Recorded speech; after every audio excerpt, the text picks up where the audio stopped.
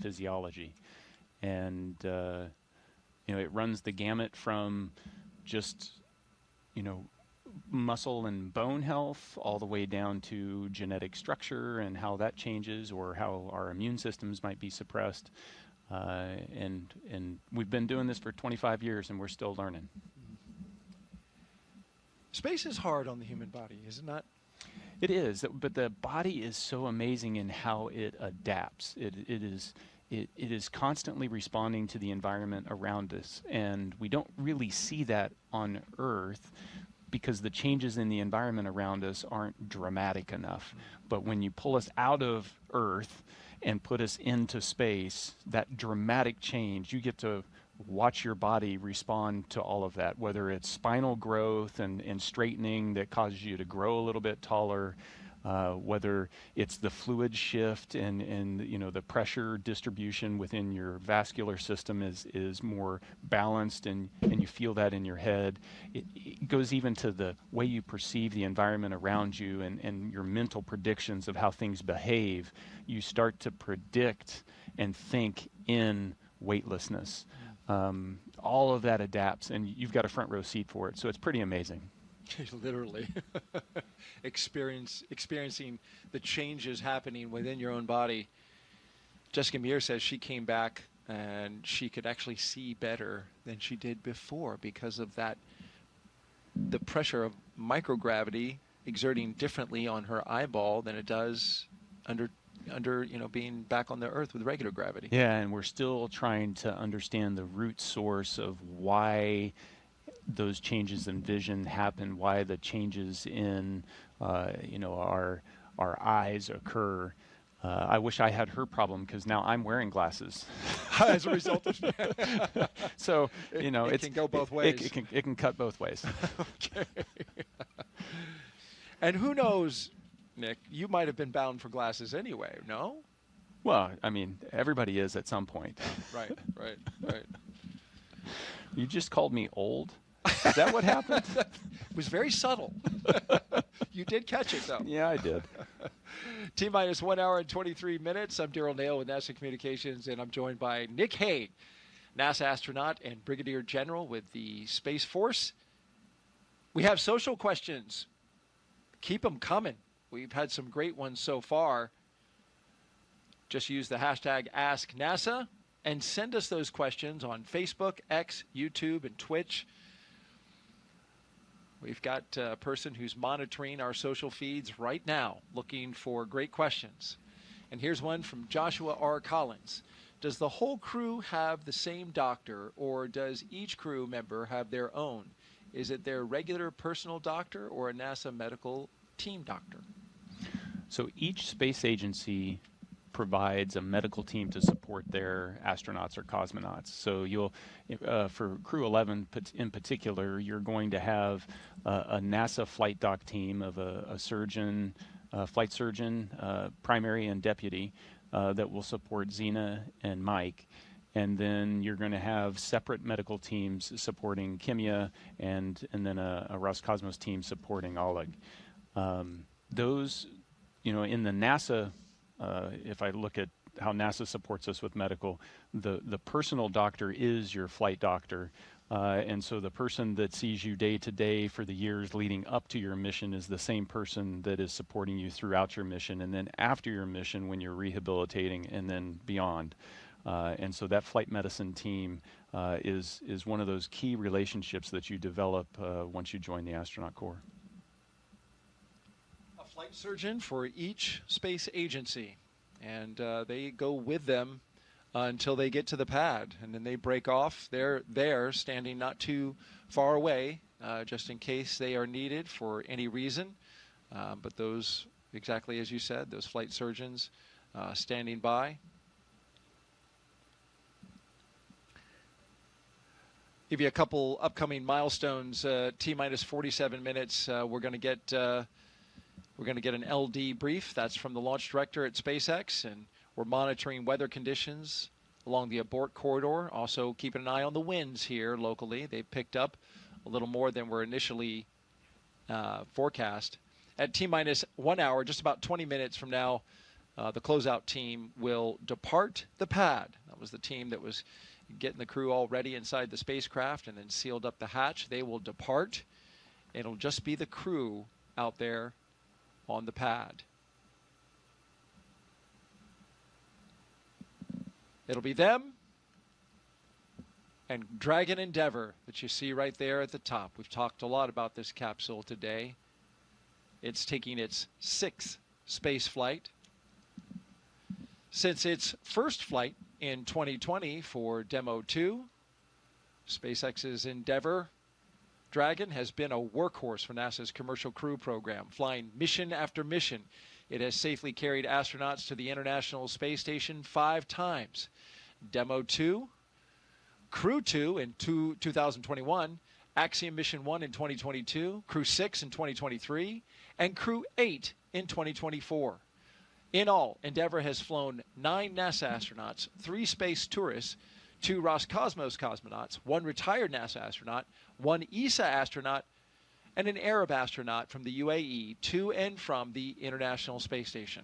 Crew-11 marks Endeavour's 6th mission, the flight leader to the ISS.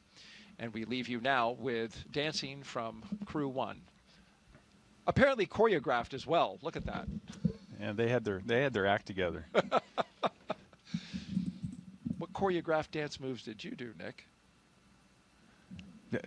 Don't dance. That's one thing that Don't didn't. dance. That's one thing that didn't translate into space. Yeah, I don't dance on Earth, and I didn't dance in space. But you can do somersaults and flips and twists, though. Yes, especially as you're zipping around that space station. I mean, it's fun. Yeah, I mean, It's like, it looks like it. Every dream you had as a 5-year-old of flying around, and you get to do that every day. I used to dream that as a kid so often that I could just flap my arms and fly. Yeah. It was a recurring dream that I had, and sometimes I woke up really actually believing that I could fly. I can imagine when you're on the ISS, you wake up and it's like you get to just do it again day after day. Yeah. It's real. That dream is real. It's your new normal. Yeah. And you just have fun with it. You float over and grab your drink bag to rehydrate your morning coffee, and you can do a backflip between that and the water dispenser, and you just play with it. You don't need to use utensils to eat. You can just put the food out in the air in front of you and pretend like you're in an aquarium.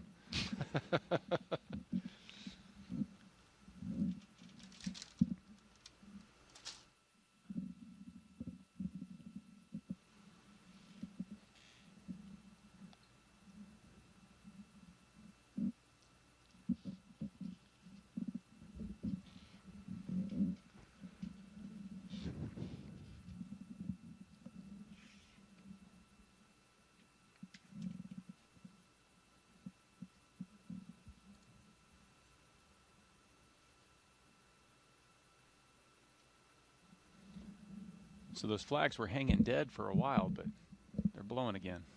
Yeah, that's the breeze that the forecasters looked at the charts and the data that they have around all the instruments that we have around the Kennedy Space Center.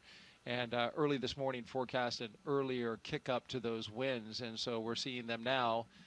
They've got a forecast for 14 knots around liftoff time with a peak of 18 knots. Of course, they're going to reevaluate that here in about 25 minutes or so. And of course, we'll be listening in to the launch communications by the team, making sure we keep you updated to their progress. We have a launch opportunity today at 12:09 p.m. Eastern Time, but if for some reason the weather does not work out, we have opportunities the following days. Tomorrow, on Friday, August 1st, where we have an 85% go for weather, with the only concern being potential cumulus clouds like we're seeing today.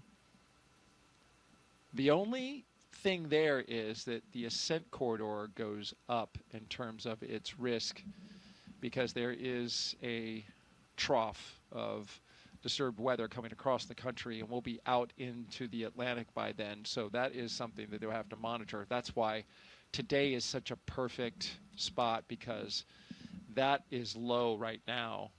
That potential concern is at a very low state. So fingers crossed that we continue to have green conditions. We're green at the moment, and that's a good sign.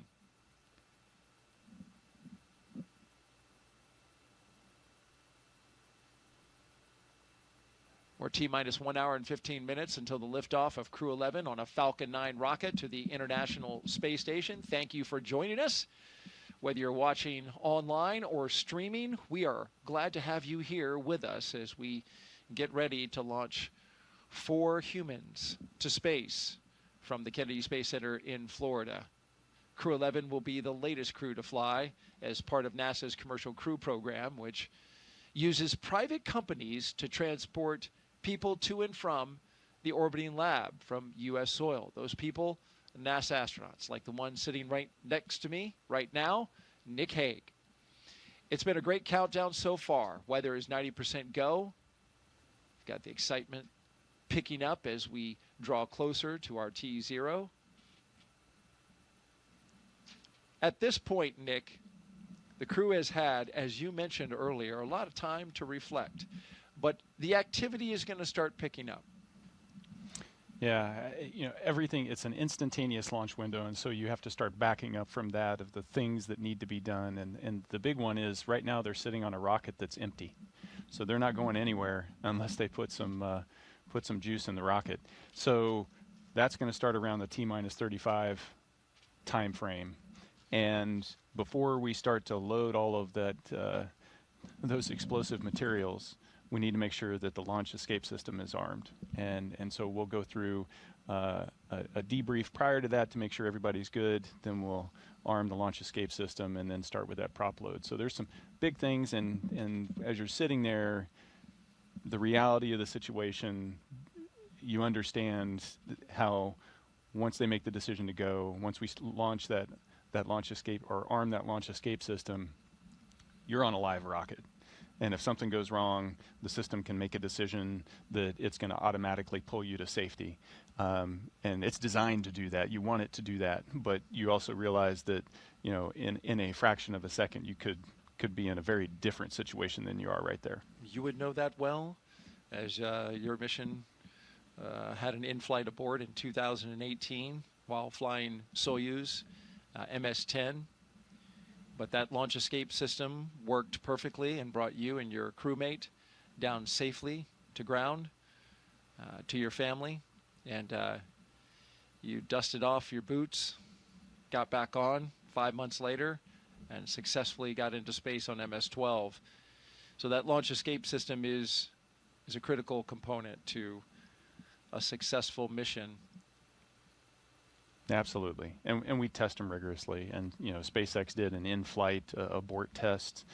They've done pad abort tests. You know, they've shaken this system out to make sure that when you need it, it'll be there for you. This will be a 38.8 hour transit from the ground here at Kennedy to docking to the International Space Station. So the crew that you see there, I hope they have some audiobooks and some movies. Well, that's a long time. There's an opportunity. There are 2 windows, and there's a heck of a view out there. No doubt. And you know, but they're not going to spend 40 hours strapped into seats like that. After they get into orbit, once the nose cone opens and they're kind of clear of the second stage, the upper stage, they'll be able to unstrap and take those suits off. They'll dry them out and put them away, and then they'll be essentially in short sleeve shirt, pants, and it's a pretty comfortable, spacious place to hang out in. And they'll be camping in Dragon for 40 hours until they get to the station. A few hours before they get to the station, they'll have to get back in the configuration that you see them here, do their leak checks with the suits, all stuff very similar to actually getting in the capsule on the launch pad. Is it roomy in there? It doesn't look roomy from this shot, but I know there's a lot more to Dragon than what we're seeing right here. Yeah, it is quite roomy. There's a whole bunch of volume, and when you're in space, you think about floating, you think about volume and not necessarily surface area, and so the volume you don't see is above the displays. You can fit a couple people up in the space on the top of the screen that's off screen that you just can't see. And then down by the cargo, underneath their feet, there's a whole bunch of space down there. So those footrests you can take off, kind of stuff them under the seats. It creates this nice big volume. You can pull out your food and your drinks. You can stick things to the walls, and but it's like camping in a SUV. There's room, but you're still in an SUV. And you got to communicate, like, hey, excuse me, can I get over there, or can I get around you? And yeah, let me put up the privacy curtain. I have to use the restroom. You're looking at a live view of Crew-11 at Launch Complex 39A at the Kennedy Space Center in Florida. Stay right here. In just a few moments, we'll be expanding our live launch coverage.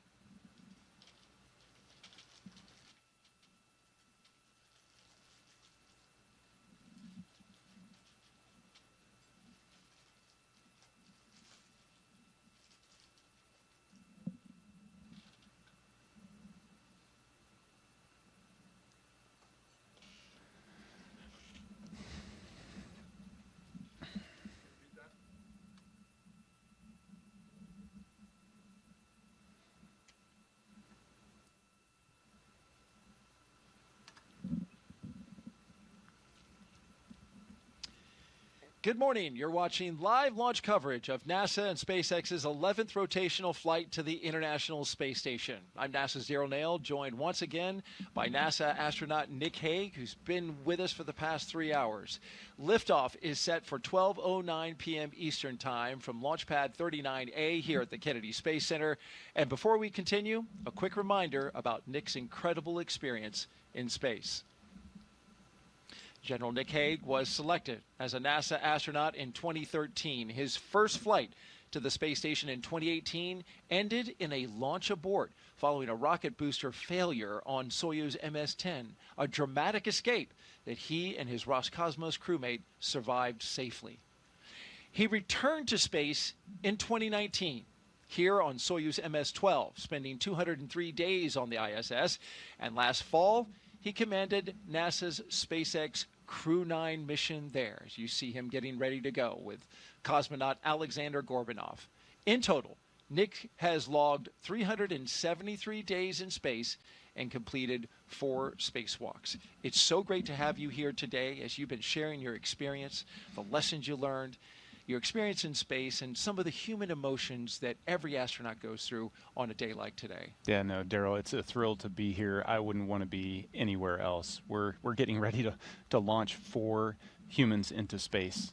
It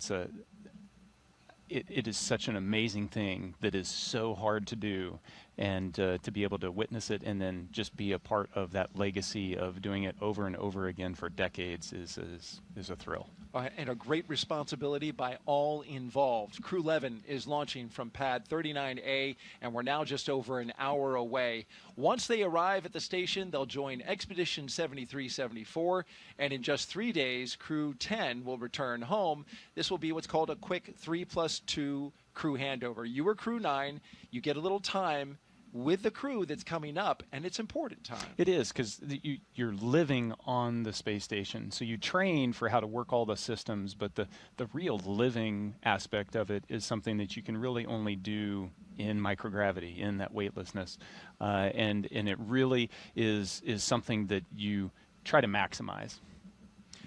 All right, let's take you through Crew-11's launch day preparations so far this morning. Nick Hague has been with us throughout. After waking up and grabbing a bite to eat, the crew suited up inside the historic crew quarters, a tradition that dates back decades. SpaceX teams helped them into their custom pressure suits, and just like the other crews before them, they gathered around a table for a card game to burn off any lingering bad luck before launch. After that, they followed in the footsteps of every NASA astronaut since Apollo 7 in 1968, walking out to greet a crowd of family, friends, and supporters with a big wave. Then it was into their Teslas for a security-escorted ride out to Launch Pad 39A, a 20-minute journey filled with anticipation as they drove up with their rocket in sight. Once there, they looked up, got a close-up look at the rocket, walked through the crew access arm, and climbed into their spacecraft. And now, there they are at the top of this rocket inside that Endeavour capsule, and they are awaiting the next big milestones, the fueling of the rocket and the arming of the launch escape system. Throughout the broadcast, we are taking your questions to Nick Hague. Just use the hashtag AskNASA on the platforms Facebook, YouTube, X, and Twitch. We really want to hear from you. So send us those questions. He's got answers, and he's got good ones. Also, if you're watching YouTube, be sure to refresh your player or browser so you can join our live chat. At this time, we are expanding our coverage to include our partners at SpaceX. So let's welcome in the SpaceX and NASA commentators joining us live from Hawthorne, California, home to the SpaceX mission team. Welcome aboard. Thanks, Daryl. So excited to be joining you and Nick Hague here and Joseph. I'm Somi Srivastava, a certification engineer here at SpaceX. And I'm Joseph Zakshevsky with NASA Communications. And you're absolutely right. It's a thrill to be here today and exciting to be joining you again from Mission Control here in Hawthorne as we count down to liftoff of Crew-11 just over an hour from now.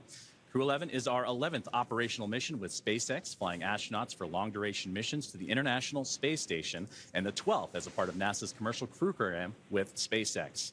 Crew-11 has 2 first-time flyers on board, as well as a veteran NASA astronaut and a veteran Japan Aerospace Exploration Agency, or JAXA astronaut, making their return to microgravity. The multinational crew also represents 3 different space agencies: NASA, JAXA, and Roscosmos. Today's crew will fly aboard Dragon Endeavour, which was the first operational Dragon to carry crew on board during SpaceX and NASA's Demo 2 mission in 2020 with astronauts Bob and Doug. Endeavour has been pretty busy since then, having also flown NASA's Crew 2 mission, AX-1, and NASA's Crew 6 and Crew 8 missions. This will be the first Dragon to fly 6 times. Overall, for the Dragon fleet, this will be Dragon's 49th visit to the space station and its 19th human spaceflight mission overall, and the 5th Dragon flight just this year.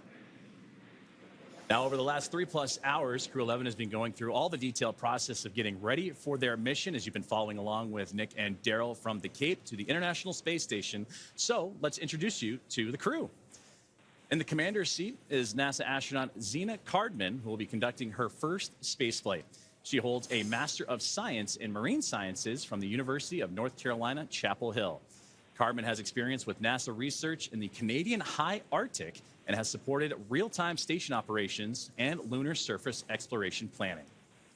Now, to the next of Zena is going to be pilot Mike Fincke, a veteran of 3 space flights. Fincke has completed an impressive 9 spacewalks, totaling 48 hours and 37 minutes of the time spent outside the orbiting laboratory. And he's also spent a total of 382 days in space, and Fincke is certified pilot for the Boeing Starliner, as well as SpaceX Crew Dragon, a part of the NASA's Commercial Crew Program, as well as the co-pilot and flight engineer on Soyuz, and a mission specialist on the Space Shuttle, STS-134, that was Space Shuttle Endeavour, and fitting that he flies on Dragon Endeavour today.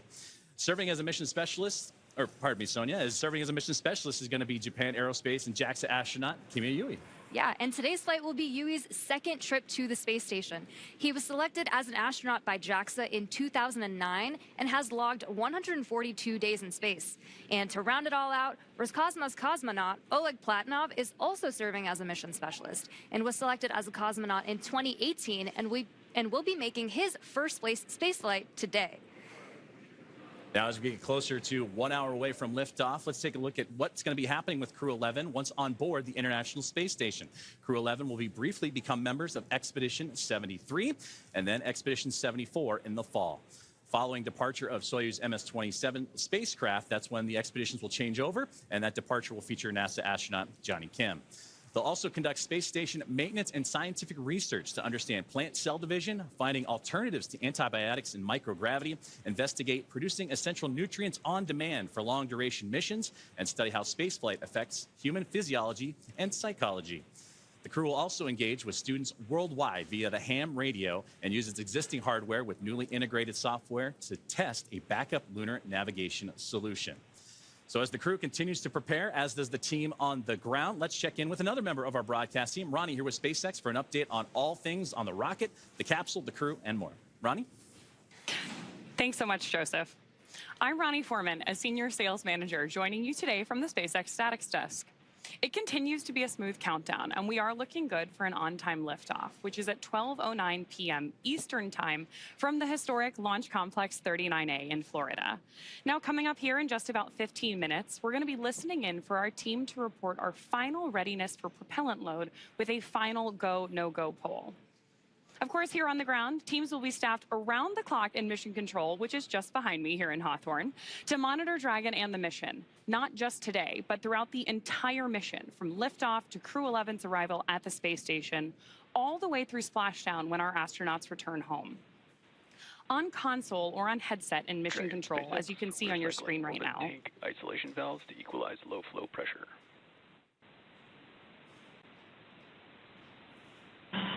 Dragon copy.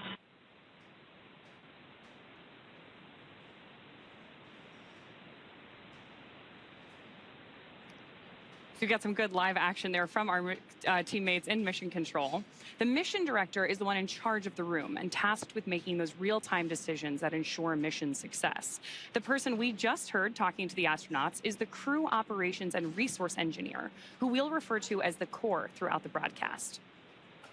Our 4 additional team members are focused on vehicle systems, including avionics, navigation and control, software, propulsion, life support, and communication with ground support teams. Apart from mission control here, our Falcon 9 team is currently located in the Launch and Landing Control Center at Hangar X in Florida. So with less than an hour until launch, we are settling in for final checkouts, propellant loading, and launch. Back to you, Joseph. Thank you very much, Ronnie, and thank you for those updates as we are getting that live action in real time, and we'll continue to monitor those communications with the crew and everything surrounding Crew-11 and their launch here today. Now, NASA has its own team members at NASA's Mission Control Center in the International Space Station's Flight Control Room, and that's in Houston, Texas, where another teammate of ours for today's broadcast, Sandra Jones, you've heard from her earlier, that's where she's located and has been busy preparing the International Space Station for Dragon's arrival. Now, the team in Houston is currently working through their go, no-goes and looking to confirm that the station is ready to receive Dragon Endeavour and the new crew. Now, following liftoff for the flight today, it's going to take about 39 hours, you've heard, about phasing, so a good stair-step journey to get to the International Space Station, with Dragon flying autonomously the entire way. Docking is targeted for the early morning hours on Saturday, August 2nd at 3 a.m. Eastern at 12 a.m. Pacific time. And just like autopilot on a commercial aircraft, the crew always has the ability to take manual control of the spacecraft if needed. We are now at T-minus 58 minutes and counting down to today's launch. While we wait, let's check in with NASA's Sandra Jones at the Johnson Space Center to see how things are shaping up at Mission Control in Houston. Sandra, how's it going over there? Tracking copy. Go for 4.100 set. We'll go. And welcome back to Mission Control Houston here at the Johnson Space Center in Houston, Texas. We are here in the hub of human spaceflight at NASA. The team here has pulled go for launch in the International Space Station, is ready for the crew to lift off as they begin their journey to the orbiting laboratory. At the time of launch, the space station will be traveling 260 miles over the South Pacific Ocean. In the home stretch of the rendezvous, NASA and SpaceX flight controllers will enter into what we call integrated operations, where both flight control teams will conduct a series of go, no-go polls for Dragon Endeavour's docking to the International Space Station. Rotational missions like Crew-11 help NASA continue to maximize the important research and technology demonstrations made possible only in the International Space Station's unique microgravity environment. The space station is critical for NASA to prepare for future commercial low Earth orbit destinations and to understand and overcome the challenges of long-duration spaceflight necessary for a long-term presence on the Moon and crewed missions deeper into the solar system, including on to Mars. Now, here's a closer look at the mission and what Crew-11 will have to look forward to during their stay aboard the International Space Station.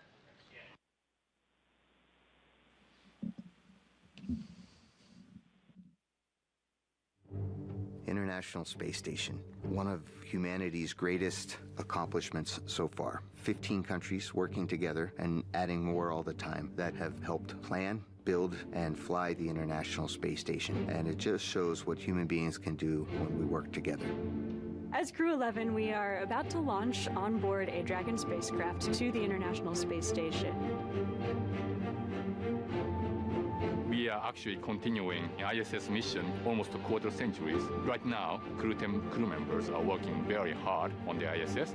So we got that result, and actually we do more researches, then pass that information to Crew-12.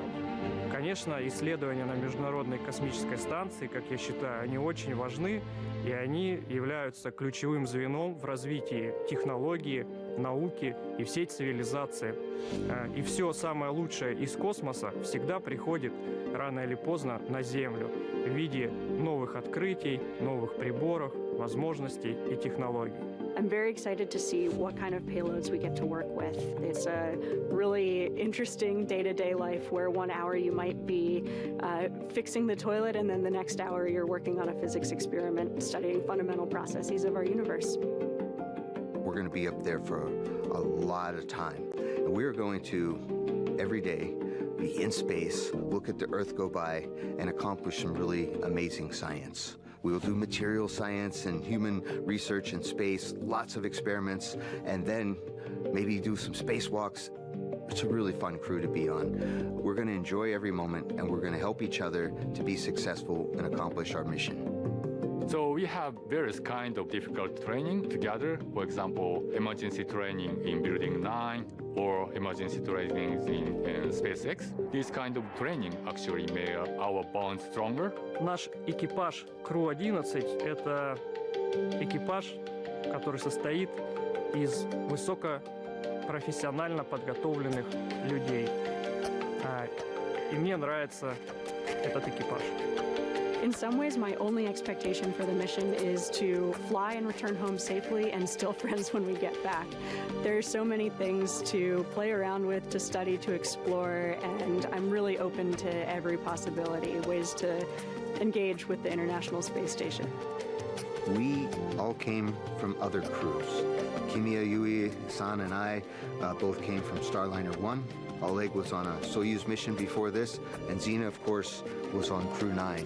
But we all came together with our previous experience, melded into a really fun team. We're ready to go fly to our International Space Station.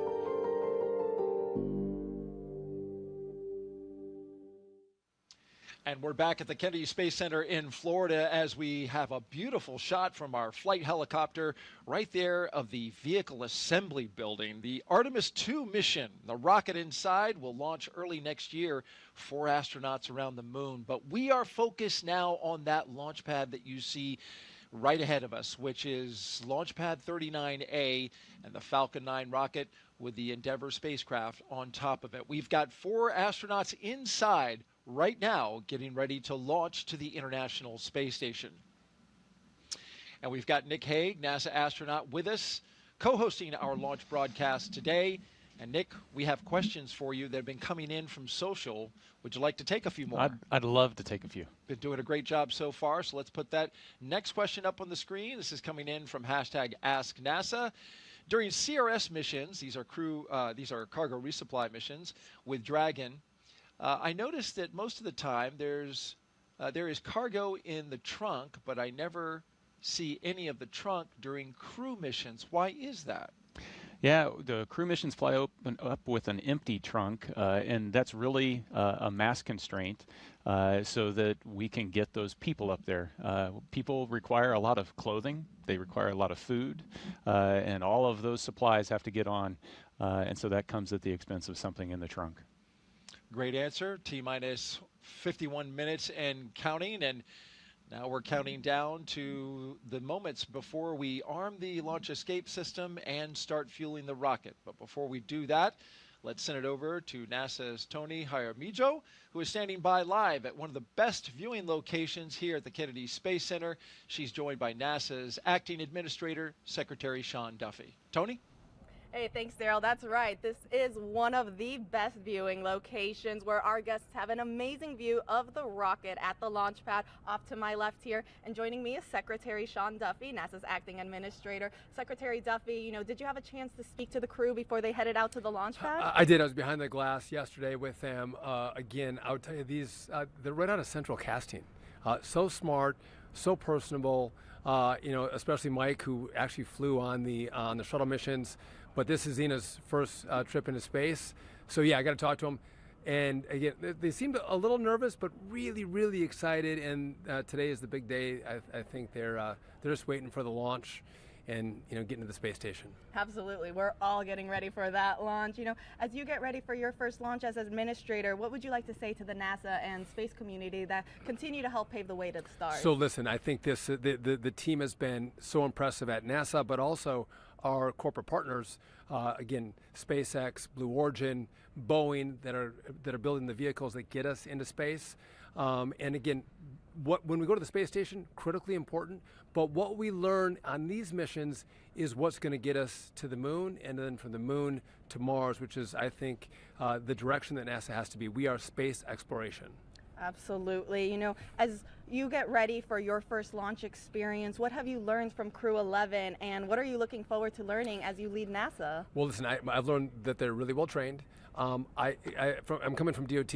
The safety components that go into making sure these launches happen and happen safely is really, really impressive. The checks, double checks, triple checks. But moving forward, listen, I'm looking forward to Artemis.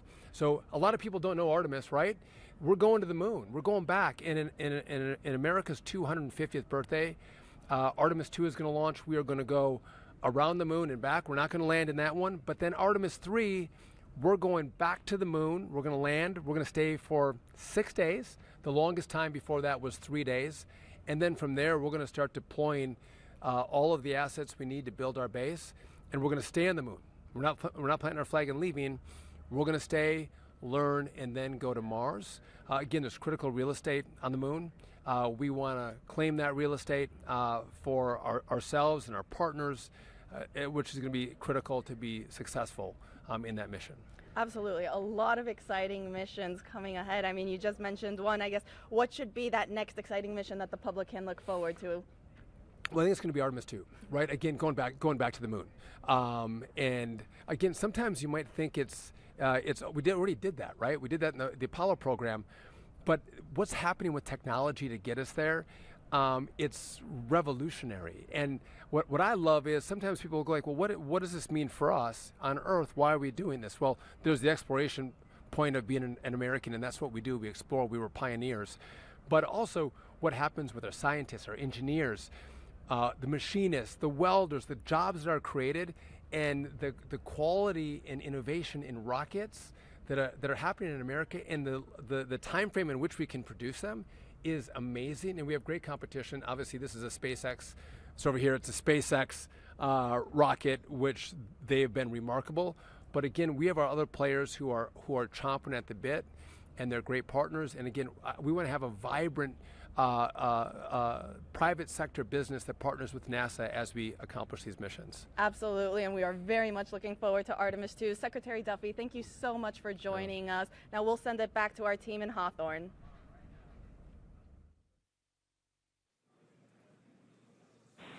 Thanks, Tony. That was an awesome interview with Senator Duffy.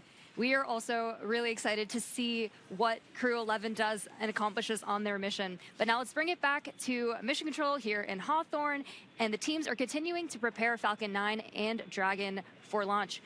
Falcon 9 is the first orbital-class rocket that is capable of reflight. Together, Falcon 9 and Falcon Heavy have completed more than 519 launches and over 448 reflights.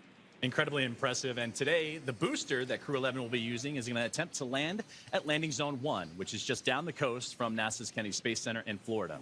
This will be the third flight of this particular first-stage booster after supporting a Starlink mission earlier and recently Axiom Mission 4. That was the successful fourth private astronaut mission to the International Space Station. Rapid reusability drastically reduces launch costs, and it's the key innovation that is making space more accessible for the entire space industry as a whole. While this young booster is on its third trip to space, we are working towards qualifying our fleet of Falcon boosters and fairings to support up to 40 missions each. For those of you following along, we're currently at 29 flights of a single Falcon booster, which is absolutely wild. Increasing Falcon's flight count provides valuable information and data on repeated reuse, which is a super critical element in making life multiplanetary. This same spirit of continuous iteration and innovation does not stop with Falcon 9. NASA awarded SpaceX a contract to develop the U.S. deorbit vehicle, a modified Dragon designed to guide the space station through a controlled re-entry into Earth's atmosphere. And when the time comes and the International Space Station reaches its end of operational life, which, trust me, it still has a lot of life to give right now, Dragon will help achieve that safety orbit.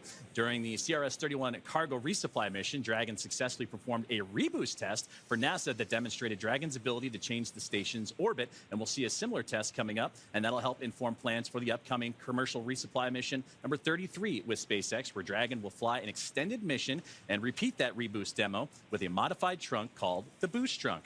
This modified trunk will give Dragon the ability to change the station's velocity by up to 10 meters per second. And testing these added capabilities will provide NASA with additional options for station operations in the coming years. And yet another innovation that SpaceX is working on is the intravehicular spacesuits, or IVA suits, that astronauts wear during Dragon missions. These suits are worn by the astronauts while they're inside the spacecraft, Countdown 1, the poll versus for the propellant load and extravehicular, or launch is EVA complete, and the spacesuits team that are... pulled go for propellant load and launch. For all operators in MCCX and Hangar X, both control rooms will go into lockdown at T-minus 45 minutes and will remain in that state until LES is disarmed.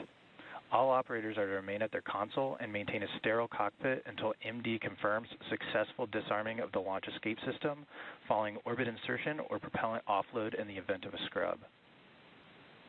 For non-urgent no-go conditions, brief the CE or LD and they will approve aborting the count. For urgent issues affecting the safety of the operation, operators shall call hold, hold, hold on the countdown net. Launch control will abort the launch auto sequence immediately and proceed into launch abort.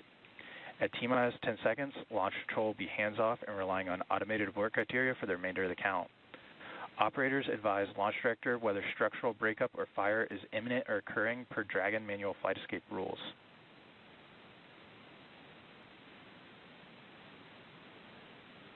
Launch control, you may proceed with arming the crew arm for movement.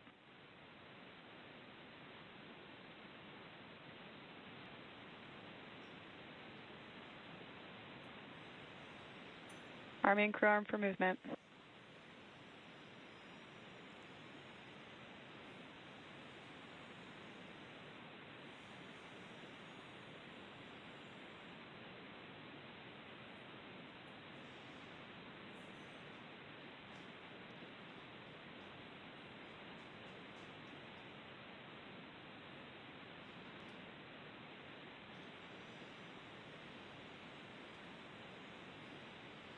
Crew access arm retraction started.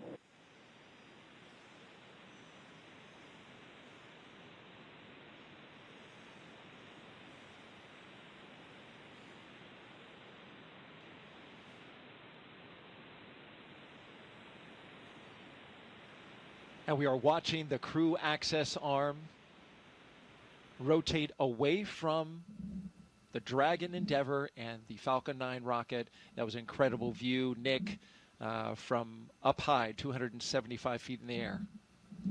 Yeah, and so as the arm goes away, that's really your first unobstructed view out those two windows inside the Dragon capsule. Unique to Dragon for Soyuz flyers, there were no your windows don't open until you get all the way up to orbit and come out of the fairing. So here you can see what the weather's doing outside for yourself. And there they are, strapped in, Crew-11. Our next big milestone. Crew access arm retraction complete. As we hear that the crew access arm has completed its retraction. Our next big milestone is to have the astronauts drop their visors and start up for Section 7 in their operations. SpaceX, you are go for Section 6. Close visors and arm launch escape system. Dragon copies. Go for Section 6. Closing visors and arming LES. They may have renumbered the procedures because in the past it was Section 7. That's we may not have gotten that update. But this is a critical moment indeed. And that crew access arm, it can rotate quickly back to Dragon in this SpaceX, moment. Dragon, visors closed, arming LES. In this moment in between before they have the launch escape system fully armed. Right? Indeed. So the commands that are available to Zena and Mike at the displays, she's arming the launch escape system now As that's armed, there's also a button that's going to show up that'll allow them to do an emergency egress, which will command that arm to swing over rather rapidly. And by the time you're out of your seat and ready to open the side hatch, the arm's in place so that you can get to the escape tower. From the escape tower, of course, they would zip line down to safety, to waiting vehicles, and then exit the Launch escape system is verified armed. the blast danger area. Now we have the launch escape system armed. This is a critically important system, Nick, that you actually had to use on one of your missions, MS-10, back in 2018, that saved your life and the life of your fellow crew member. It's part of spaceflight today. What does it provide for this crew in this moment? Yeah, in this moment, it's its safety net. So the launch escape system is constantly trying to determine, is everything going okay? And it does that with looking at a bunch of different parameters. But as long as those stay within bounds, it doesn't do anything. But if something changes, or if there is a handle that the crew can initiate the launch escape, if that's activated, then this is going to separate them from that rocket and get them to a safe distance. And it's from the point right now on the pad all the way until they're in orbit. They've got continual safety net there to protect them. That capsule can get up in a hurry, too, as you were mentioning with these abort systems. They got to move quickly, going 436 miles per hour. In a matter of 7.5 seconds, the Dragon can do that when it fires up its Super Draco engines if it were needing to get away from the pad in a hurry. Yeah, absolutely. We're about to load the rocket full of fuel and oxidizer. And so if that energy is released, you need to be as far away from it as you can be. And so that escape system is designed to get them away in a heartbeat. As long as everything continues nominally, it's our hope that that system will not be needed today. As we march towards loading those propellants Nick was talking about, that begins at T-minus 35 minutes and counting. Another big moment when they start flowing RP-1, Rocket Propellant 1, which is a refined form of kerosene, similar to jet fuel, as well as that oxidizer that together produce that 1.8 million pounds of thrust to lift that rocket and the crew into space. Yeah, it's definitely an important moment, but it's also an exhilarating moment because this is when you start to hear the rocket come alive. The pumps and the fluid moving and the vibrations and it's, Dragon starts to have a personality, if you will. You can hear those sounds, right? Valves moving and clicking. You feel it, yeah. You hear it, you feel it. T-minus 37 minutes and counting until liftoff. We're just 2 minutes away from beginning to load propellant into the Falcon 9 rocket.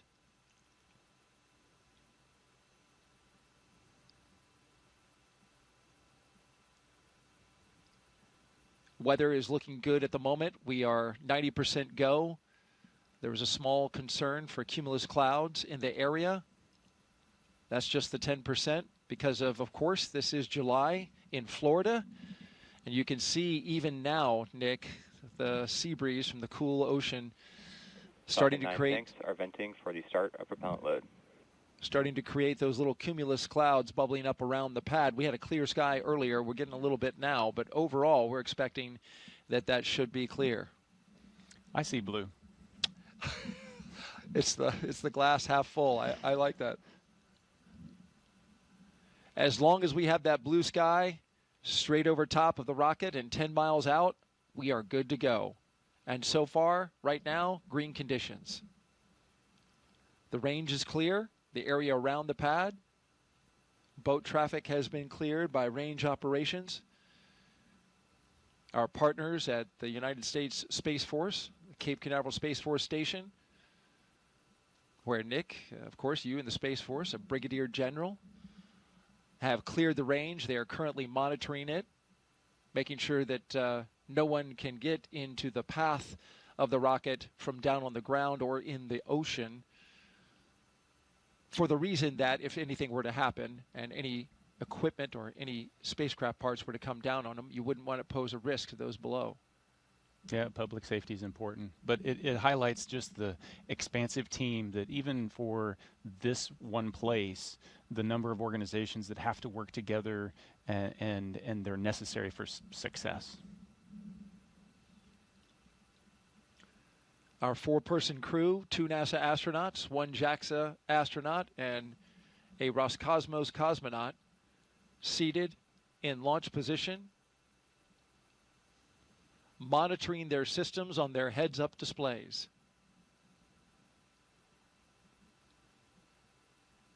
In the foreground on the right, that is a launch tower for Starship, the vehicle that SpaceX is currently testing and developing for use, among other things, in the human landing system for NASA.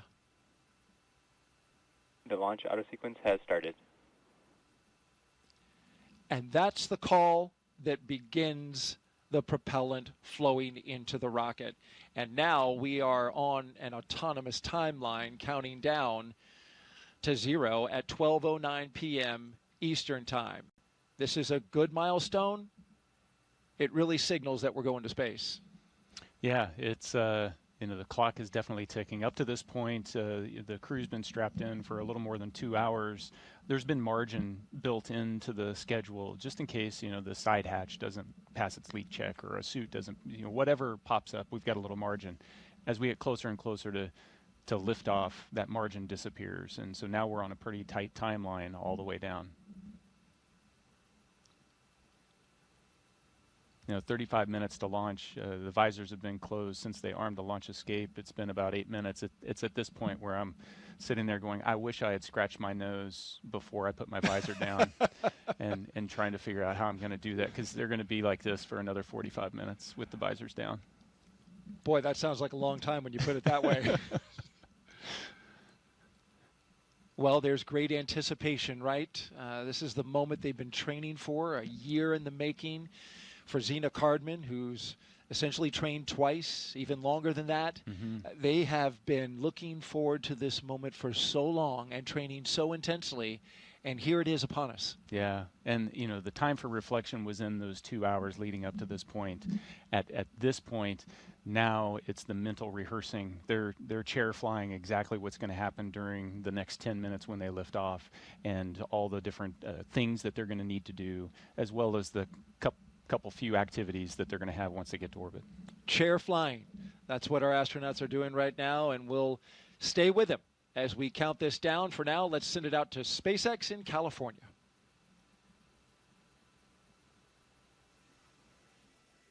As Daryl mentioned, propellant loading of both RP-1 and liquid oxygen began at T-minus 35 minutes, right on schedule. And weather is our main watch item right now. But I am hearing from our vehicle teams that everything looks good for both Falcon 9 and Dragon.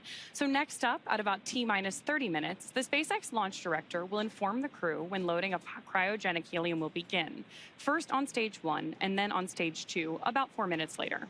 Stage 2 RP-1 loading should wrap up at about T-minus 20 minutes and 30 seconds. Then, as we approach T-minus 16 minutes and 30 seconds, we should hear a call out that Stage 2 liquid oxygen loading has begun. So with all of those consumables being loaded onto the rocket, if we have to call a hold for any reason at this point, like potentially due to weather, we would have to stand down and target our backup launch opportunity, which is tomorrow, Friday, August 1st, at 11:43 a.m. Eastern Time. That's because we have an instantaneous launch window today. So let's take a minute to do a little orbital mechanics 101. An instantaneous launch window means that we need to launch at exactly the right time, and that's driven by our planned rendezvous point, which is the location where Dragon and Station meet in space. Right now, the International Space Station is orbiting the Earth at more than 17,000 miles per hour, and Dragon needs to catch up to it. That means we have to deliver Dragon to the correct orbit. We do that by timing its trajectory relative to the orbiting laboratory so that they're both in the same place in space at the same time. A precise liftoff time is crucial for hitting that rendezvous point. Now, again, that means that at this point, if we hear a hold called, we'll be standing down and likely targeting that backup launch opportunity tomorrow. For now, though, we're going to go ahead and hand it back to Soumya and Joseph to talk to us about West Coast recovery. Soumya? Thanks for walking us through that, Ronnie. We are now at T-minus 31 minutes and counting, getting closer and closer to getting our Crew-11 astronauts into space. Once their mission is complete and it's time for our crew to splash down back on planet Earth, they'll be heading to one of several targeted sites supported by SpaceX. Until recently, Dragon recoveries primarily occurred off of the coast of Florida. This year, SpaceX moved Dragon recovery operations off the coast of California to allow Dragon to complete its deorbit before safely jettisoning the trunk over the Pacific Ocean. When they return, Crew-10 will be SpaceX's third crew mission to splash down in one of the new locations. From-2 was the first back in April this year, followed by Axiom 4 in July. The new splashdown locations are near LA, Oceanside, and San Diego. The recovery vessel, Shannon, will be stationed in Long Beach to support the new West Coast splashdown operations. Spreading these supported sites across multiple locations helps to maximize the return opportunities, lowering the chance we'll have to wave off due to bad weather. And when the spacecraft re-enters, those in the immediate area may hear a brief double clap of a thunder-like sound known as a sonic boom. I can't wait to hear one myself one day, but to hear everything that's gone on and to move operations to the West Coast has been incredible to watch, both from a SpaceX standpoint and from NASA, to see the teams across the country working together, the International Space Station Commercial Crew Program. And like Nick mentioned earlier, there's an army behind every one of those movements and getting ready and preparing for these West Coast splashdowns. So it's going to be phenomenal to watch and see NASA's first crew mission return on the West Coast. Well, back to today's mission, Crew-11, as they continue to get ready to go. They're inside now half an hour until launch time. Let's take a look at more and a bit more and learn about the astronauts flying today. I think it's really innate in our human nature to want to keep exploring and to keep pushing boundaries. Everything that we do in space is ultimately for Earth and for the human species. We are having a lot of good experiments on orbit, making new medicines. That is actually good for everybody. By understanding how to live and work in space like we have with the International Space Station, we can now become a multiplanetary species by having bases on the Moon and bases on Mars. И выполнение полета в космос, на мой взгляд, важно, потому что в конечном счете необходимо человечеству будет двигаться в дальний космос для того, чтобы открывать новые миры, исследовать новые и новые горизонты.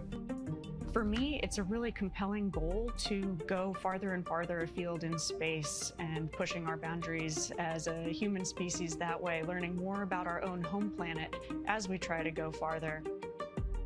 We've been going and living aboard the International Space Station for 25 years. We're ready to make the next steps. We're ready to go to the Moon. We're ready to go to Mars. We're ready to explore the solar system. We understand the effects of what life in space does to the human body, and we need to continue those studies. We need to continue getting ready and get ready and go to the Moon and Mars, and that's why it's important to go to space. All right, let's head back out now to a launch viewing location where Tony's at for another interview with some special guests. Tony? Hey, thanks, Daryl. That's right. Joining me is Dr. Stephen Platts and Dr. Lori Glaze to talk to us a little bit about the human research that's going to be on this mission. You know, Steve, can you tell us a little bit more about what human research Crew-11 will be conducting? Sure. We're very excited for the launch. We have 10 experiments flying on Crew-11.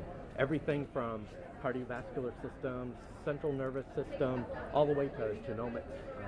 The full breadth and addressing many very important risks for us to get to the Moon and Mars.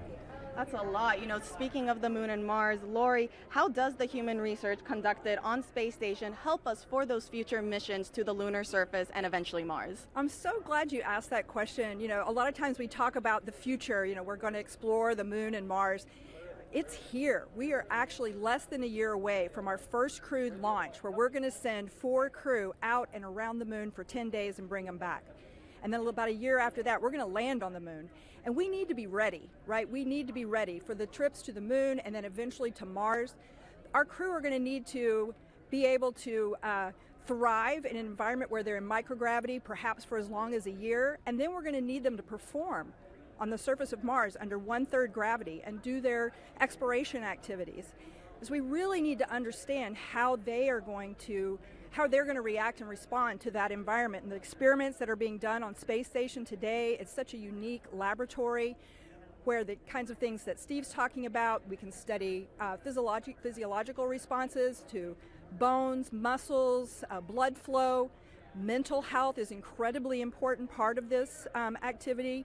And the experiments that we can do, for example, growing plants without soil, recycling water. If we have the ability to recycle water, maybe 98% of the water that the crew uses, that's less resources we need to bring along. And then sensors that can detect, for example, solar storms so that our crew can take shelter or protect themselves while they're on their journey.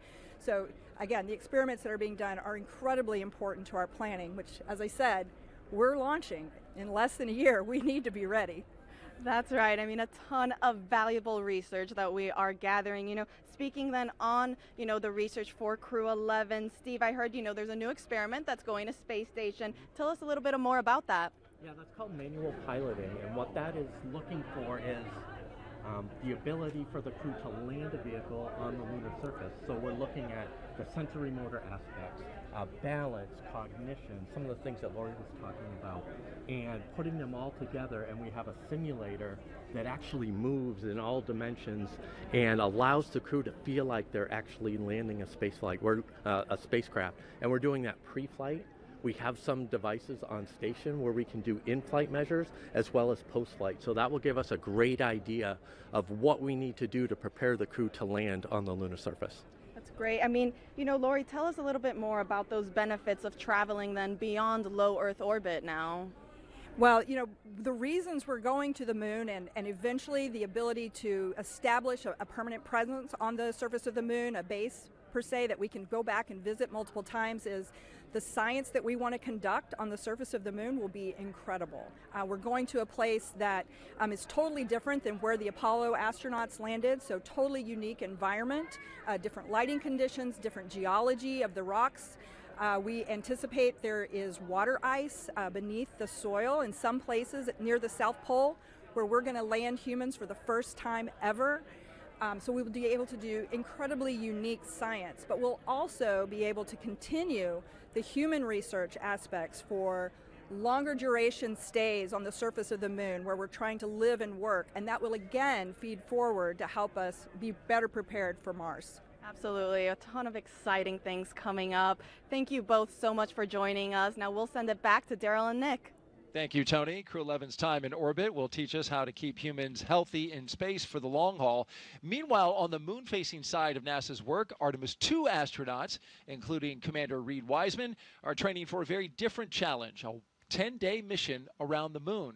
And before they launch, NASA and the Department of Defense are making sure they know how to get them home, even in an emergency. Here's Reed with a behind-the-scenes look.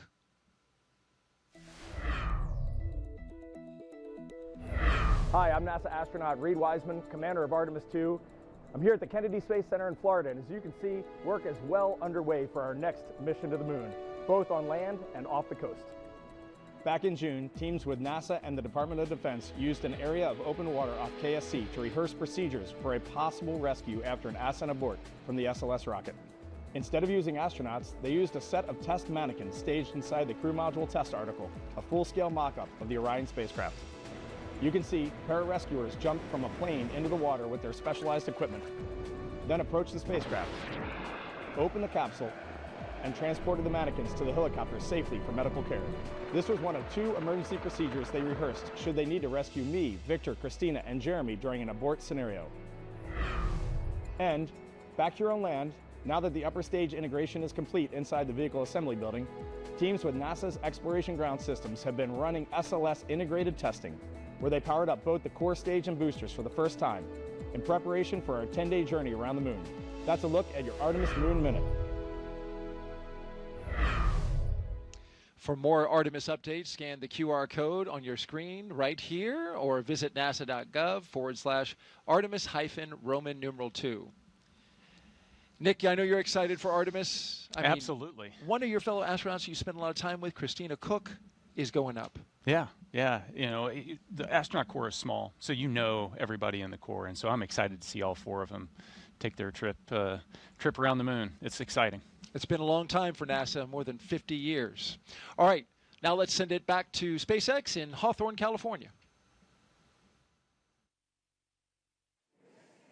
Thank you very much, Daryl and Nick. And it was impressive to hear that interview and that Moon Minute. And it's amazing to see how interwoven what's being done with these crewed missions to the International Space Station and how they impact moving forward and the Artemis campaign. So incredible to see about how those 2 crews and how those 2 missions work together.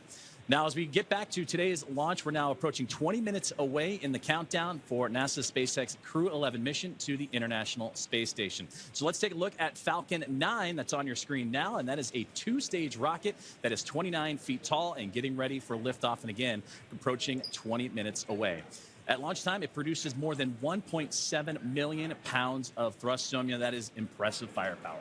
Yeah, and rockets like Falcon 9 don't use all that thrust just to go straight up. Early in flight, Falcon 9 performs a gravity turn, which is a smooth pitch maneuver. RP1 load complete. Hearing good callouts over the nets, which is a smooth pitch maneuver that tilts the rocket sideways to build up horizontal velocity. You may hear this callout about 10 seconds into launch as the vehicle is pitching downrange. And once the first stage completes its portion of the mission, it shuts down and separates. And a stage rocket like Falcon 9 sheds that booster to eliminate the weight and uncover the Merlin vacuum engine on stage 2. To reach orbit, the vehicle needs to go fast, hitting an orbital velocity of about 28,000 kilometers an hour. And that's just to keep it from falling back to Earth due to gravity.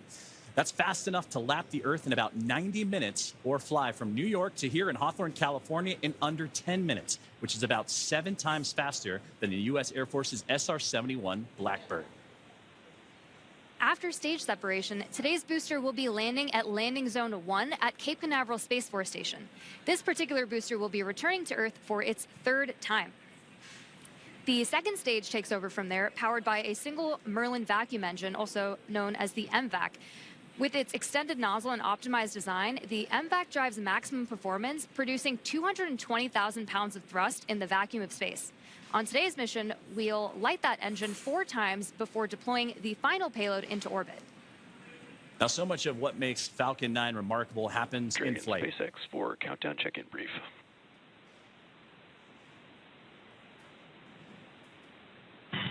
Dragon's with you. Okay, Zena, we have Healthy Dragon, Healthy Falcon 9, just like last time, so prop load is proceeding nominally. We do have one watch item that has popped up. There is a pop-up storm cell that is just to the north of the pad. Currently not violating any LCCs, but we are monitoring this particularly closely as it's moving offshore. We'll let you know if it starts trending towards blocking launch today, but again, not expecting that at this time. Dragon copies all. We've got a Healthy Dragon, Healthy Falcon. We're proceeding towards launch. Only watch item is a storm cell that is north of the pad moving offshore. We'll continue monitoring, but otherwise looking great. That's a good readback. And great communications there from the team here at SpaceX on the ground in Hawthorne, monitoring. What we've been keeping an eye on throughout the broadcast here today is that weather popping up, but everything else looks strong and healthy. The Falcon 9, the capsule itself, and the crew, they're still ready to roll as we're now about 17 minutes away from the launch. Now, talking back to Falcon 9, and what remarkable happens is what happens in flight. It's the first stage, landing itself on land or on a drone ship in the middle of the ocean, the fairings that can parachute back, all ready for another flight to space.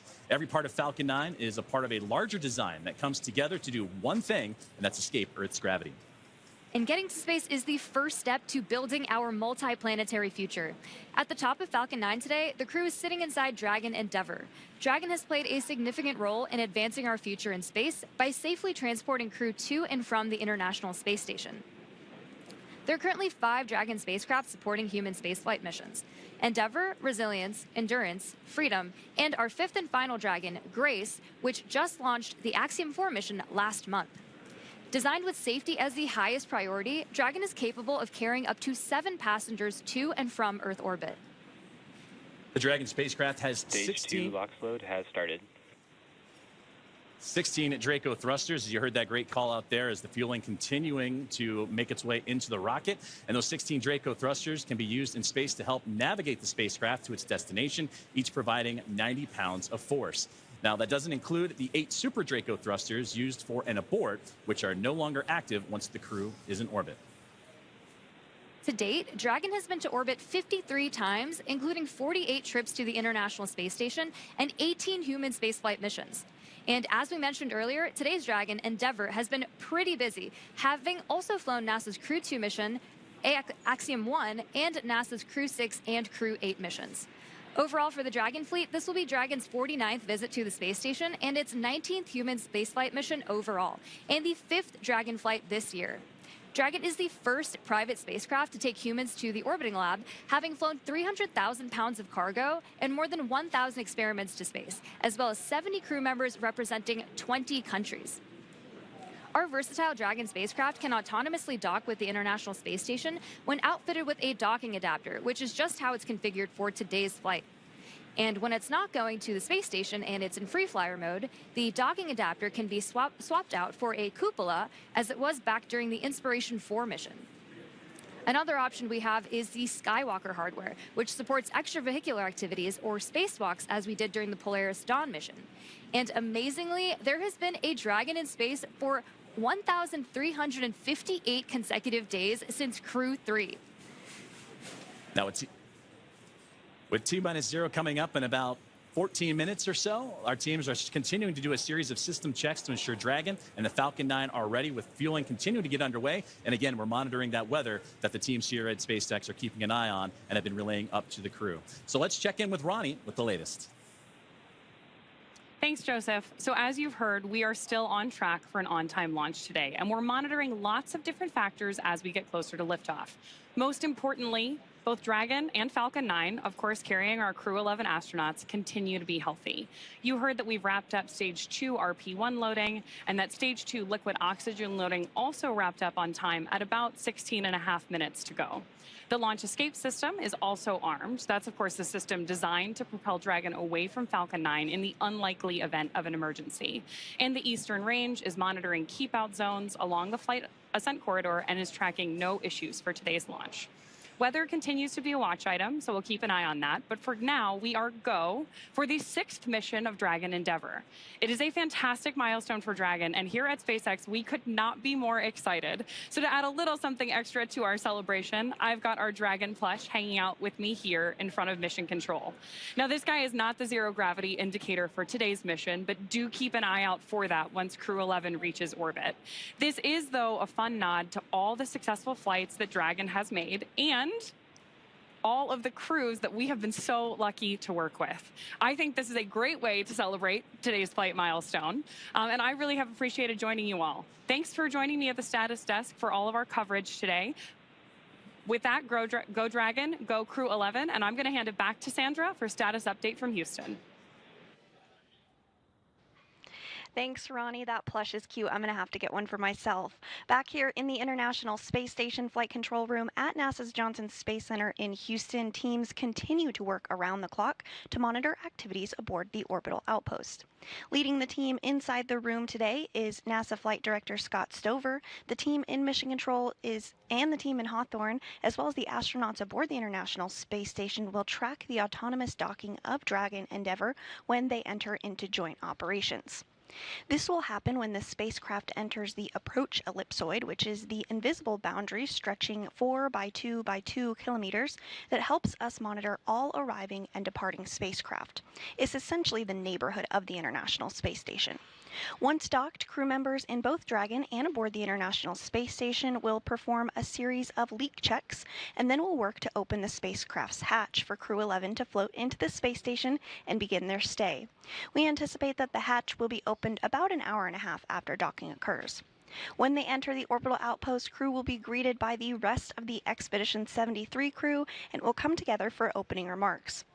But for now, that's going to be all from us here in Mission Control for today, as the anticipation continues to build for launch in less than 20 minutes from now. So, how's it looking on the Space Coast, Daryl? Well, we've got a mix in the weather. There's some clouds that are building, but so far still looking good, okay, for launch. It's a watch item at the moment, and so we're keeping our eyes to the skies. Also, this is a first for our broadcast team right here. An astronaut who once sat right here where Nick is sitting as a commentator is now minutes from flying to space. Zena Cardman was once in this very seat, the one that Nick Hague is sitting in now, less than a year ago. She was supporting Nick as he launched with Crew-9. She was originally set to command that mission, but when Crew-9 had the shift and had the change up of assignments, she had to step back to help get the team off the ground. And here's what she said, Nick, after watching you and your crew go into space. Every crewed launch that I have ever watched has really brought me a lot of emotion. This one today was especially unique. I think it was hard not to watch that rocket lift off without thinking, that's my rocket and that's my crew. But I also know that I'm not the only person who can think that. Of course, we have Stephanie Wilson here today, but I mean, there are many, many people who made this mission happen, and there are people on orbit who will be taking this capsule home. And it makes me very proud to know that I am one of many people who can say, that's my crew, that's my rocket. Makes me really proud, makes me feel very connected to this mission that we all get to take part of. Go Crew-9. An emotion-filled Zena Cardman in that moment, and she is going to give us some words any moment now. Dragon SpaceX, confirm crew displays are configured for launch. Your thoughts on hearing that after you launched? SpaceX, Dragon, displays are configured for launch. It is our honor, our privilege, and our choice to take part in something much greater than any individual, but it's the individuals who make this endeavor great. To each of you at SpaceX and NASA, to our partners at JAXA and Roscosmos, to family, friends, and mentors, you fly with us today. Arigato gozaimasu. Spasibo большое. Thank you. With gratitude and focus, Crew-11 is ready. And more words. Crew-11, sentiment is the same on the ground from everyone staying here. We have enjoyed working with you in the preparation for the mission. Looking forward to doing the same in flight. Good luck. Enjoy the ride. And more words from Zena Cardman. We just heard from her live. Yeah. Yeah, it's like I started the show. There isn't any place I'd rather be than here today. What Zena said is so true, you know, and it's this palpable feeling that, hey, that's my crew. Those are my friends. You know, hey, that's my commander. And just to be here and know that, you know, I've done my small part to help support them along their way, and there'll be more support that happens in the future. And to be able to see behind the scenes everybody else that is contributing to that is, that's what makes this all so special, is it's not about the individual. Spaceflight has nothing to do with individuals. It's all about us working together. 100%. Well said, Nick. And kudos to both of you for showing an immense amount of class. You signed up to do this role almost immediately after getting into space, and we heard from you saying, I want to be there for Zena. Thank you for being here. And go Crew-11. And so with just 7 minutes to go, a little over 7 minutes, we want to send it back to Hawthorne for the final countdown. Thank you, Daryl. Thank you, Nick. And those were beautiful words from Zena Cardman. You can hear the emotions behind them and what they're looking forward to getting ready for launch. And they say Crew-11 is ready. As you mentioned, about 7 minutes and change to go until we have liftoff, and we're still awaiting the final propellant loading to complete, and then we'll get into engine chill, and more milestones will be along the way. It's going to be about a 9-minute ride to orbit, and then Dragon in the second stage will continue to coast for a few minutes after that once the first stage and second stage have performed. You'll be hearing some of those performance calls as we get into that final countdown, and then after liftoff. These are SpaceX flight controllers reporting on the trajectory, speed, booster, and performance, and the key milestones, but there are some other calls that you'll hear the crew make as well, especially after liftoff. The crew will report out a few number and letter combinations which mark different abort zones throughout the flight up the eastern seaboard. The first two, 1A and 1B, are abort modes available. Has started. And right on cue for the engine chill that has begun. And those first stage abort zones, again, 1A and 1B for that first stage. Next are 2A through E. Those will come into play once the second stage kicks in. They'll only hear that 2A call. And diverting a little bit from the other naming systems, we'll hear the call Shannon, which refers to Shannon, Ireland. This means that the crew could target off the coast of Ireland if they needed to abort late in that second stage burn. You'll hear these different calls throughout the flight uphill along the way, and the performance callouts from the guidance, navigation, and control officer, and also the propulsion lead. So we're coming up on T-minus 6.5 minutes. We heard that the engine chill is started, and that means that that small trickle of fuel making its way into the engine to prime it Stage for 1 fuel load launch. complete. So we already heard that stage 1 engine chill has already started, which is a key process that prepares the engines for flight. Right now, the prop in the tanks is isolated from the engines. Sorry. The prop in the tanks has already started trickling into the Merlin engine pumps as the engines are chilling for the start sequence. And we do this because the super chilled and densified liquid oxygen is really, really cold. And we use this process to bring the engine hardware down to a cooler temperature before flowing all of the LOX and propellant into it during flight. At liftoff, Falcon 9 is consuming 700 gallons of fuel per second. So engine chill helps us to prevent thermal shock and ensures nominal engine performance. Shortly, coming up, we should also hear the call out for stage 1 RP1 load completion. As you mentioned, engine chill is now underway. We're getting ready for those next call-outs that'll be coming up here shortly, as we are now almost 5 minutes away from liftoff, and that's where they're going to configure for terminal count. And that will be a call for Dragon to configure to terminal count and transition into internal power. Falcon 9 tanks are pressurizing for strong back retract. And at this point, the Dragon onboard computers is in configured for terminal count. Perfect, right on schedule, and those onboard computers now taking control of the spacecraft. You also heard the call out for pressurizing to give extra structural stability for the rocket as it makes its way uphill. So we're approaching now 4.5 minutes away, and then around that time, you'll hear, you mentioned it there, the strong back retract, and that'll allow provide access to Falcon 9's fueling lines and umbilicals for prop load and a different gases being loaded on board. But right now, everything's starting to wrap up, and Somya, it's exciting to get to this. Strong back retract has started. Exciting to get to this point of the countdown. As you heard it right there, the strong back retract is on its way.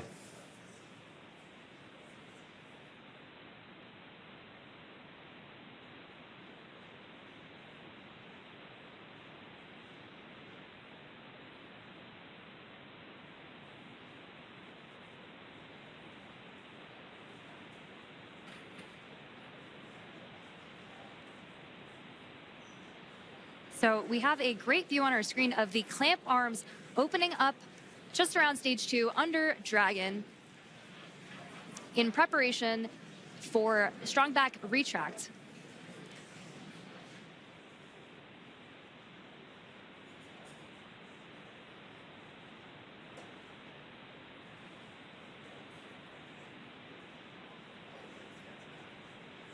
We have some really great views on our screen of that happening right now.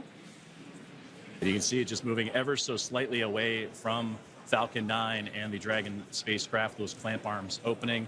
And again, those late stages, those fuel lines starting to wind down their fueling procedures as we're about to hit T-minus 3 minutes until launch.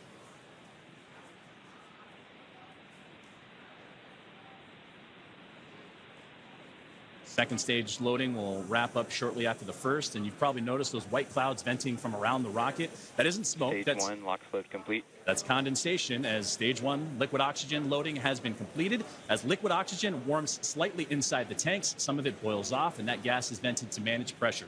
When the vented oxygen hits that warm Florida humid air, in terminal count and on internal power, it instantly condenses into those clouds. As you just now heard, the Dragon now in prop load complete, on into internal power. It's fully fueled. The rocket and Crew-11 are ready for liftoff. And this rocket now transitioning into internal power. The gas closeouts will also begin to purge all the feed lines and allow Falcon 9 to be isolated. And then they'll get vented overboard through the umbilicals and strong back retract. So coming up in just under 20 seconds, we should hear the call out that LOX load will be completed on stage 2, which will mean that there will be 1 million pounds of propellant loaded onto Falcon 9 at that point. We're coming up on that call out in just a few seconds from now.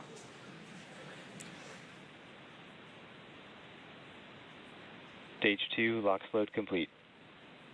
Now that that's complete, we will vent down the TE, which will produce a white cloud off the side of the rocket, which is totally normal and expected. Dragon is in auto idle. Auto idle puts that rocket in a state the flight computers understand before it takes over. And that's making sure the transition to the final countdown is smooth and all the flight computers on board are in sync with each other and configured for launch. We're now 90 seconds away from Ground launch. gas closeouts have started. Expect loud venting. And there's the gas closeout that Soumya was just talking about. And now inside 80 seconds from the launch of NASA-SpaceX's Crew-11.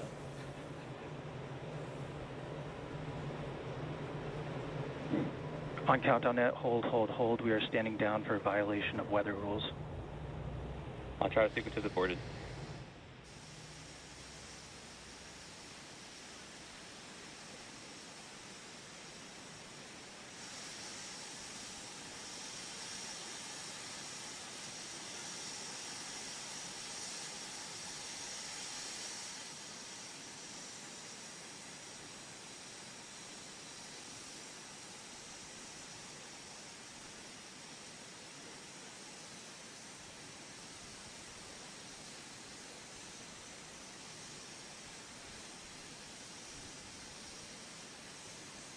So as you've heard over the nets, that we did just have a hold called at the T-minus 1 minute mark. And that hold due to weather, that was something that we've been keeping an eye on. Our team here in SpaceX and Hawthorne, as well as in NASA, we're monitoring that throughout today's broadcast in preparation for launch. But unfortunately, standing down looks to be the case as the weather has created that violation. But we'll continue to monitor and await for the news officially from the teams on the ground as that weather violation looks to come into play for launch today. Dragon SpaceX, bad luck on weather there. We just got clipped by a cumulus cloud right over the pad, so ended up scrubbing for weather. With that, you are go to proceed to 5.100 for launch scrub. We'll begin offloading the rocket.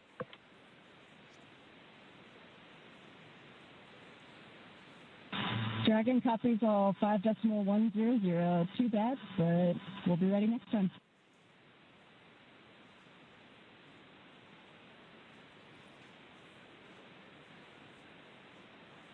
And there you heard the call up to the crew that unfortunately the weather just not playing alongside with today's excitement of a launch for NASA SpaceX's Crew-11. But we have mentioned a couple times throughout the broadcast today that there are backup opportunities starting as early as tomorrow. 11:43 a.m. Eastern time is what the target time is for tomorrow's next attempt for launch for Crew-11. But it came right down to the wire, Soumya, with that T-minus 1 minute.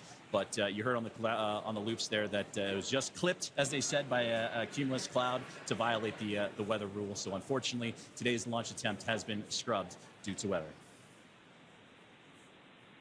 You know, and there are 1,000 different ways that a launch can go wrong. And so we want to ensure the safety and reliability, even if it is a weather scrub. So we will stay with coverage of the crew as we follow them through the egress procedures and make their way back to crew quarters for now. And you said the key word right there, and that is safety, the safety of the crew and everyone involved on this launch and opportunity, because that's what was talked about even in yesterday's press briefings with all the program managers and representatives of NASA, SpaceX, Roscosmos, and JAXA, is that we'll launch when we're ready and everything lines up the way it needs to be. And unfortunately, due to weather, not the case today. But to recap and look back at everything that Crew-11 has done, they walked right up to the T-minus 1 minute to launch mark as everybody was safe and sound. They went through their procedures earlier today, did soup-leaton checks, also did communications checks, and were able to go all the way to the pad, climb aboard the Dragon spacecraft, and get ready for launch today. But again, unfortunately, due to weather, it will not happen, and we will target that next launch attempt, which again is going to be tomorrow at 11:43 a.m. Eastern time. We will stay with coverage of the crew as we follow them through the egress procedures, getting out of the spacecraft and making their way back to crew quarters. And to do that, we're going to head back out onto the Space Coast of Florida and join Daryl Nail and team as today's launch attempt for NASA's SpaceX Crew-11 has been scrubbed due to weather. Daryl? All right, thank you, Joseph and Soumya. We appreciate your coverage there. And now back here with NASA astronaut Nick Hague. We just returned from being outside. We were planning to watch the launch right there from a nice viewing spot here at the press site, the Kennedy Space Center in Florida. And unfortunately, even as we walked out, Nick, we got a sense that this might not happen because clouds had been building in and around the area. We had dark clouds overhead of us. We got up on our area to watch the launch and heard a phase 1 lightning alert go off. And then I just, my heart kind of sank a little bit because I thought that might be it. Yep. Then you see the clock stop. Yes. And you know it's happened. So it's disappointing, but there's a reason we do it, and that's to keep everybody safe. It's so critically important. As you look at this shot here, you can see that just right over top, you've got some darkened clouds in the area. This was a result of a sea breeze that when we started the day, the launch weather officer improved our forecast to 90% go, but there was a 10% concern that the sea breeze was going to develop earlier in the day than originally forecast. And that sea breeze, which is very, this is very common here in Florida in July, once that air starts moving over the ocean and onto land and meets the warm air, our blue skies went to cumulus clouds scattered across the spaceport. And we just had one get just inside the 10-mile radius. Dragon SpaceX, for awareness, we're looking at approximately 50 minutes for the prop offload time. So it should be approximately 1700 UTC when we are able to proceed with 5.100 and rotate the seats.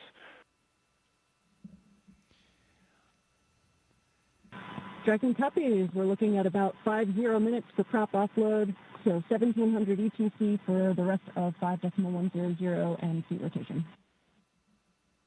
Good readback. And so what is that, real quick, what does that mean, Nick? They are going to rotate the seats? Yeah, so it's important to know that right now you're looking at a fully fueled rocket with an armed launch escape system. And so the crew is in the same posture that they were in the 45 minutes leading up to launch. They've got to be in that posture until they can offload all that propellant, which takes about the exact same amount of time to offload as it took to put on, as well as disarm that launch escape system. And so this is a very active rocket right now, and they, that launch escape system, if something went wrong, even now it's still protecting them. It's a great note there. But this is very much a dynamic situation even now with a scrub called. The teams have to work through their procedures to safe the launch pad, the rocket, and the capsule from being just minutes from launch. And we were in that posture ready for launch, and now we have to undo that, right? Yeah, very carefully. You got to back out of all of that, and then once the rocket is defueled, we've got all the fuel out of there. We can disarm the launch escape system. You still need the pad team to be able to come and get out there to get into the white room and help open up that side hatch and get the crew out. And so the scrub process is not a quick one. Just to finish a thought that I had said, and I think this view on the left basically shows you what the issue is. That's rain on the right half of the screen there. That's a rain cloud with rain coming down. And on the left hand, we were dealing with sun poking through the clouds on our side. We could literally see the clouds kind of going over top of our heads, getting close to the pad. And the standoff area is 10-mile radius around the pad for these dark clouds and cumulus clouds. And that is a safety factor. We'll talk a little bit about that. That is because you don't want to send a rocket through a tall cloud like that could generate some energy from the rocket passing through it. Yeah, just the same as if you're on a commercial airline flight, you don't necessarily want your pilot to take you through a severe thunderstorm. We don't want to do that with a rocket. And so we are erring on the side of safety in this situation.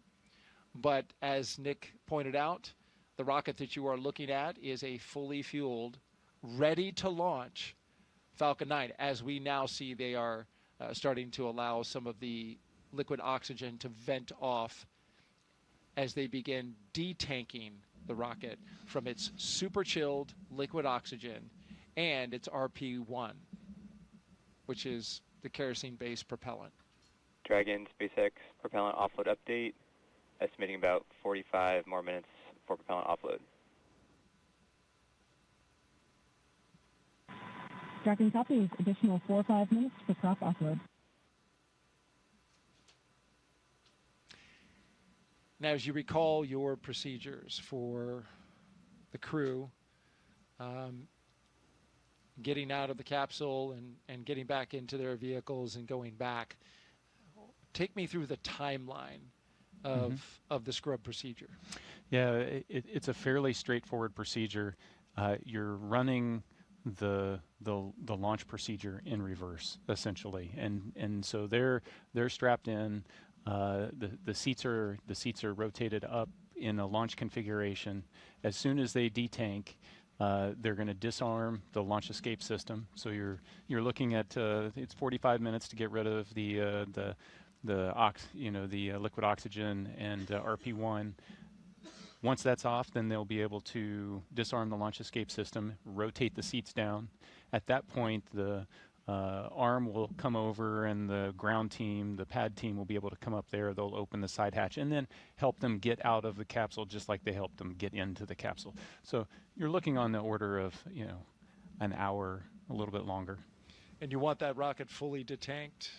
Absolutely. Yeah. You've got cryogenic propellants, oxidizers, moving, flowing, and you want to make sure that that's all secure before you put people around it. That's the way the system is designed. It's different on other launch vehicles. Other launch vehicles, the Soyuz I launched on was fueled when we showed up to it. But while you're moving the fuel on and off, you minimize the number of people that are around. That's exactly right. And the SLS rocket is similar in that it gets fully fueled and tanked, and then they bring the astronauts on board. SpaceX does it so they can do that tanking as the very last part of the mission timeline. And this also allows for a quick tanking, relatively speaking, for a rocket. And then allows you to detank it. But they're using super densified liquid oxygen as well. So you mentioned it. High energy systems are engaged here, and so we are now unwinding that as we proceed through the scrub procedure. If you're just joining us, we scrubbed this launch at T-minus 1 minute and 7 seconds until liftoff. We had a healthy rocket, a healthy spacecraft, we had a clear range, and we just had weather in the area, a cumulus cloud that just clipped the radius nearby within the launch area, the 10-mile radius. It got into that standoff area, and that is what caused the scrub for the day, because that is a safety measure to keep the crew that you see on the right side of your screen safe from any potential hazards that could develop as a result of the weather. And this view gives you a clear look at exactly where the clouds ended up now just about 10 minutes after when we were supposed to lift off, right over top of us. They were certainly in the area. We heard the lightning warning go off, and so we knew when we were standing out there watching this launch that that was a bad sign. But it's interesting. I've seen it go both ways, right? Where we get a launch forecast that is 85% no-go, but you find a hole in the clouds that's just 10 miles in radius, and it's all around the launch pad, and you can launch. Yep. This is the opposite of that. We had 90% go with only a 10% chance, but this is Florida in July. These things can pop up literally just from, the daily sea breeze collision that we have over land. Yeah, weather is dynamic, and we throw a lot of technology at it, we throw a lot of science at it, and it still baffles us sometimes.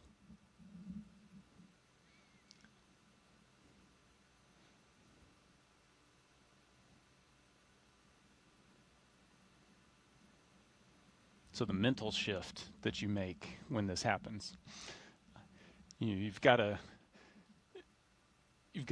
attempt to not make the mental shift immediately, because it is it is a live launch escape system that you're in, but inevitably there's okay, so once we get out of here, what's the next step? When is our next opportunity going to be? They've already been looking at weather predictions for days out, so they understand what the impacts to the phasing and the mission profile might be, the potential for bad weather in the upcoming days, and so they're already starting to think about, okay, so what's the next opportunity, and then having to get into the psyche of, okay, let's do this again, and it is to the T, to the minute, do it again. So it's very much a Groundhog Day. All of it, every single minute of the, roughly what do we 6-hour countdown where it begins for the astronauts. Mm-hmm. And you mentioned the backup days. Joseph mentioned those before he tossed over to us, but it's worth mentioning again. Our backup opportunities are tomorrow, Friday, with a T0 at 11:43 a.m. Eastern Time. Our coverage would begin at 7:30 a.m. on NASA Plus. The weather for tomorrow is just a little bit better than it was today, but what does that tell you, right? We scrubbed today. It's 85% go. The concern is the same, because the same pattern could develop. It's cumulus clouds building up and around the pad, but I will add this. We have moved a little earlier in the day, so the later that sea breeze develops, the better opportunity we'll have for getting some clear weather. If we can't do it tomorrow, then our next opportunity would be Saturday, August 2nd. We'd still have an 85% go for Saturday. Same concern with cumulus clouds here at the launch pad. In both of those cases, well, let me talk about the backup number 2. The T0 for that day would be 11:21 a.m. for a launch, and that would be an instantaneous window. And you can see the pattern. We move about 22 minutes early every single day that we delay from this particular T0 today. And of course, that's orbital mechanics. We've got time. You want to explain that one? Yeah, sure. So the international. Oh. Yeah, no, you got to wait for the plane of the orbit of the station to cross overhead, and it just works out each day that it's a little bit earlier. Unfortunately, if it had come overhead a couple minutes earlier today, they would have been able to launch. The weather would have been clear.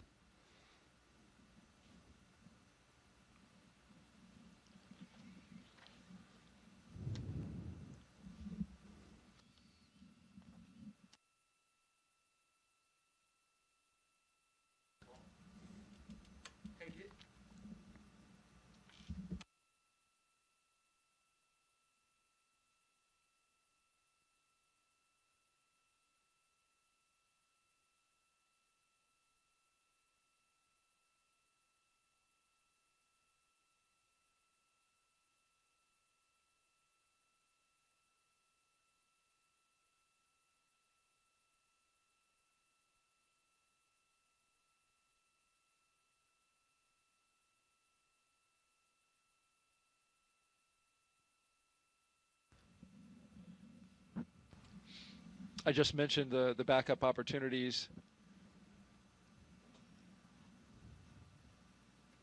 One thing about both of these next launch opportunities, unfortunately, we're going to really have our eyes set on the ascent corridor, because now there is a trough that is approaching a line of storms coming across the eastern part of the U.S., and it is going to make its way out into the ocean, and so that could disturb the weather along the ascent corridor, which is an area where if Dragon were to suffer some kind of anomaly something that wasn't expected and needed to come off the top of the rocket, it would splash down along the ascent corridor.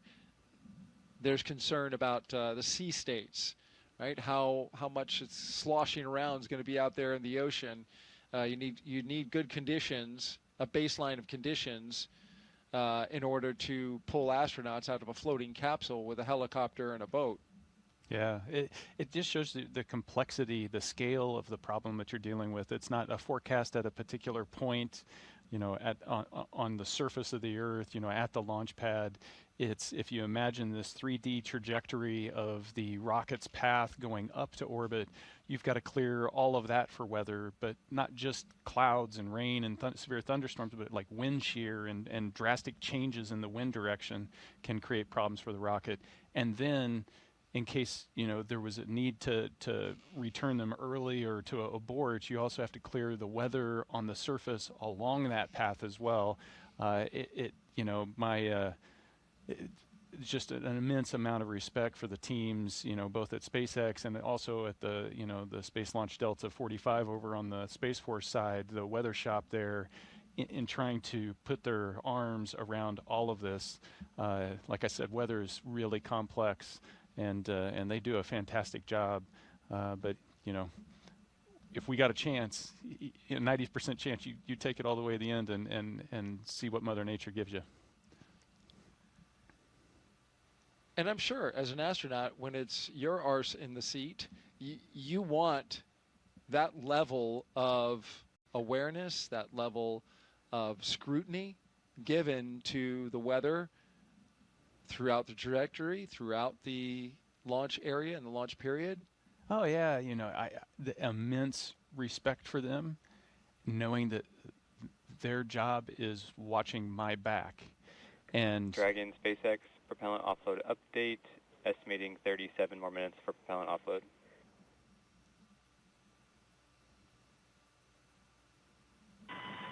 Dragon copies.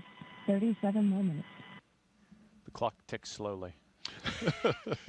Hope you got 37 minutes worth of stories, Nick. But I, you know, like I was saying, it just takes so much to do that when you're sitting in that seat there, if you get the call for a scrub, there's no question.